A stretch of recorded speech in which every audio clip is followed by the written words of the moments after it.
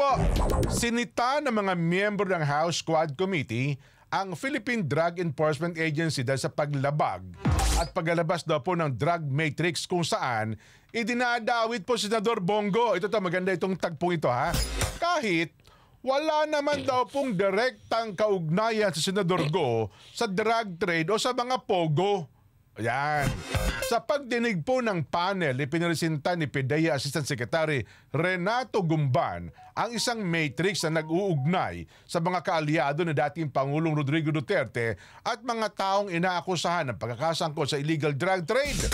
Partikular na iniugnay si Go na dating special assistant ni Digong at si dating Presidential Economic Advisor Michael Yang. Ipinakita rin sa matrix sa si Go ay malapit na kaibigan ni Alan Lin na asawa ni Pharmally Pharmaceutical Corporation Incorporator Rose Nono Lin.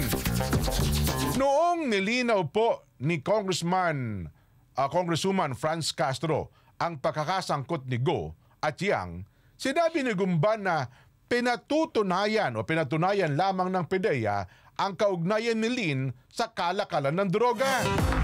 Ayon pa po kay Gumban, si Lin at Go ay malapit na magkaibigan pero hindi tiyak na sangkot sila sa illegal na droga. Iginiit po ni Congresswoman Castro na dapat kompletuhin muna ng PIDEA ang kanilang investigasyon. Sabi ni Congressman Benny Abante dyan, yung tinatanong niya, bakit nyo naman sinabing sangkot sa droga at saka sa pogo si Senador Bongo? And ang ano lang pala, ang kanyang batayan lang daw pala, Nelson, magkakilala lang po kasi sila eh. Hindi, ang tanong kahit na yan eh magkakilala, sangkot ba siya? Yun ang hindi mapatunayan ng PIDEA.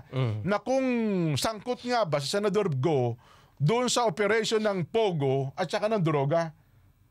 Eh, bakit hindi nagsalita si Trillanes? Hindi, ano siya, tahimik siya. Hindi siya makakibos sa tagpong ito. Diba? Sayang din natin nakuha yung video. Ang ganda ng paliwanag ni Congressman Benny Abante sa puntong ito. No, kaya nga lang, Jen, may mga pinipili lang sila na sinasabihin nila, wala ka naman ebidensya eh. Pag sa iba, tama. Di ba yung mga nauna? Ay, di pero sa tagpong ito, mukhang wala talaga silang talaga silang may turong kaugnayan. Ang kaugnayan talaga, kakilala. Para tayong dalawa. Kakilala tayong dalawa.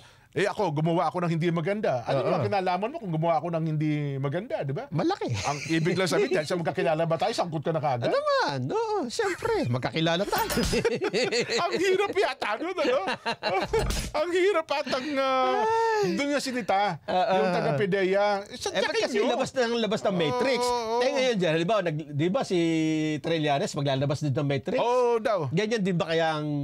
Well, sana i-analyze nyo rin. Ano? Diba? Kasi kami man po, dami namin kakilala.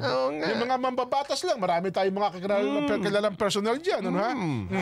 Pero dahil ba sa kakilala nila tayo, isangkot din tayo sa... Baka nga, baka naman. Diba?